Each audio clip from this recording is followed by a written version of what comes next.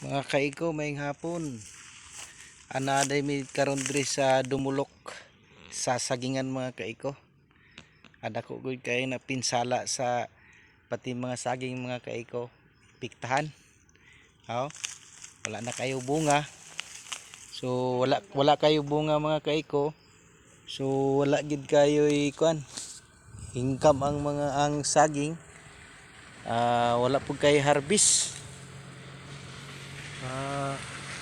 Ipiktado pud ang kuan mga kaiko, tarbahante. Kaya ang mga tarbahante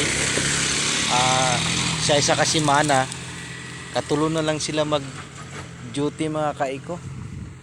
Kay tungod wala may maharbis sa saging. Kay nangadaot sa init mga kaiko. Ano karon dire Ami karon dire sa Dumulok. Pati ang bukid lagi mga kaiko, patay ang mga sagbot.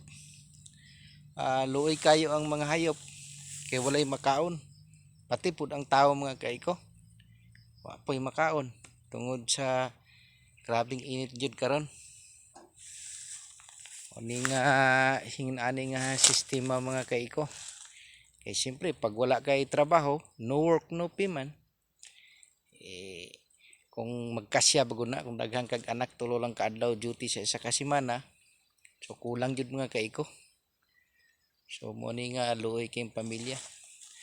Tungod sa grabe yung inita diri mga kaiko. Saging wala na yung mga kusog nga tumba na. Tungod kay murag wala na sila supply sa kwan. Nga damage yun. Mga saging mga kaiko.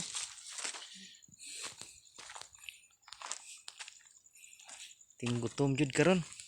Perti ka krisis.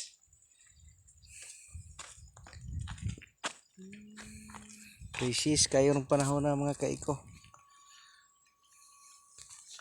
Okay, ito diri lang mga kaiko. God bless. I love you all people. Thank you very much.